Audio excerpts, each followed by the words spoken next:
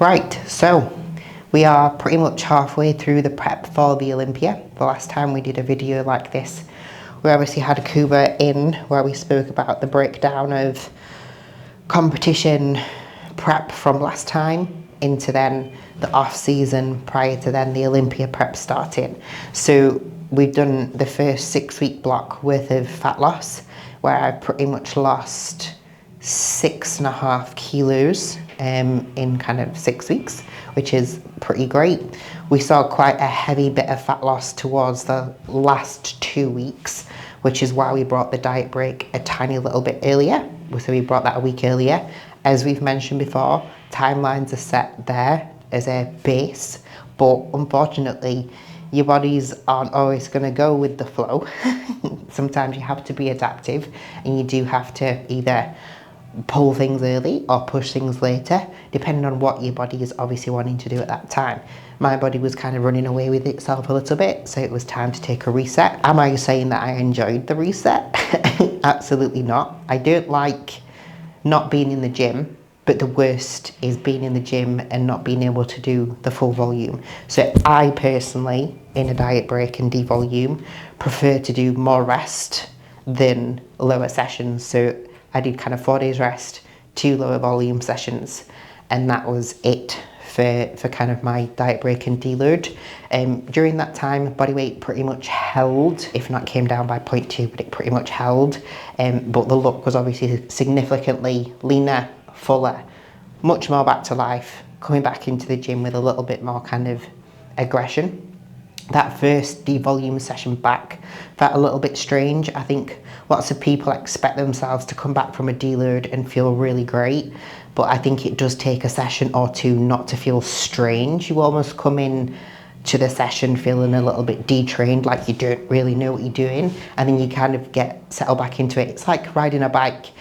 You learn how to do it, you don't do it for a few years, you try to do it, you kind of are a little bit wobbly wobbly to start with, and then it's all right. I can definitely relate to that. I learned how to ride a bike when I was little. I didn't do it for a very long time. I went to Berlin with my friend, went on bikes, and I was very wibbly wobbly for the first day, and then I was all right. So it's pretty much the same as that, as an analogy, post a deload. But then if you do train to failure, and you do progressive overload style training, where you do obviously take things to failure, you are really pushing with intensity, you are in need of kind of blocks of training. Obviously they are to be adaptable. Some people can go for a lot longer than others. Females can tend to go a lot longer before a deload than males can. People that are newer to training can obviously go a lot longer than those that are a little bit more experienced, just because of their ability to be able to push that intensity. And I'm kind of at that point where I'm kind of 6 to 7 weeks before I do need to take a little bit of a reset, depending on kind of what phase I'm in. Right now, especially when we come into the Olympia, I'm coming up on like 12 months of being in prep. Yes, I had those 12 weeks of between competitions, but I wanted to trial something within those 12 weeks of me not really doing off-plan meals to the point where they weren't untracked. I'm not saying that before I've ever done an off-plan meal where it's balls to the wall, but I would definitely have like a sweet treat afterwards, and I would definitely see my body weight go up maybe 0.5 kilo to 0.7 kilo. When you're in a surplus, obviously then your body weight's not really going to come back down unless you've come like really balls to the wall with foods. So I think if you actually want to build up your base foods, stay leaner, make great progress, I do think that staying hungry for some time after prep is really kind of warranted. And if you can get a little bit more creative with your foods and make them taste nice rather than it just being like bland, I think you look forward to them, and it's kind of not so much of a, oh, I'm having to stick to my prep foods, etc. Because post the prep, you can obviously maybe potentially have a little bit more diet soda, low sugar fizzy drinks if you're an English person. So there's definitely things that you can do to try and counteract it. When you're in prep, obviously you're trying to do everything that you can to stay kind of not bloated, especially around your show. But you also, if you are an assisted bodybuilder, have the lipotics in place, things like Clen, etc., that is going to diminish your appetite a little bit. Obviously post a competition prep, when those start to reduce and also food starts to increase and you get that energy back, that's why that want for for food really gets there.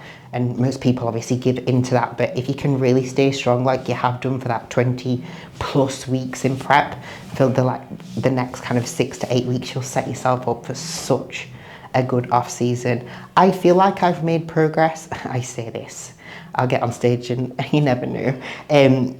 I feel like I have made progress. I feel like my physique does look better than at the start of the year. There's definitely warrant to staying leaner before you do start a competition prep. I definitely wasn't out of shape before, but I was definitely potentially a little bit too fat when I first started my competition prep for my first show, especially being a professional. I think that's why obviously most professionals do compete very regularly, back to back. They've got the muscle mass, they don't really need to get out of shape. If they don't need to get out of shape, kind of, they can almost maintain it. The need for like pushing really hard becomes a little bit less, etc. So I think that's why they can kind of look great and not feel so bad all the time.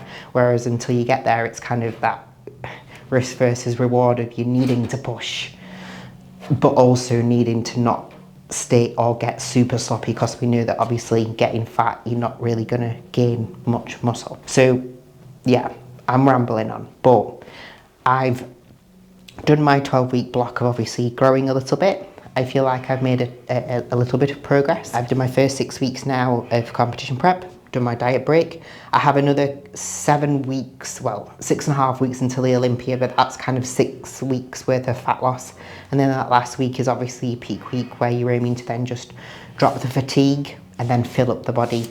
Obviously the peak is about dropping the fatigue first and then filling up the body. But you have to be mindful of that depends on what class you are in and how lean you are. It's like I have some bikini girls or people that are just starting competing that don't have a lot of muscle mass that are saying, oh, when am I going to be eating all the food? And it's like, well, you have to have a bit of muscle to be able to do that. Otherwise it's more just about just dropping the fatigue and cruising in. So as long as your coach is really honest about that, which I always am with my clients, just be mindful of the fact that not everybody is an open bodybuilder who's going to be getting 1,000 grams of carbs a day in their peak week, etc. Some people just have to cruise in. It just depends on your level of muscularity. For me, I drop the fatigue by dropping some expenditure, adding a little bit of food. It's not a huge amount, but it's enough to be able to fill up my body to be able to look great for stage.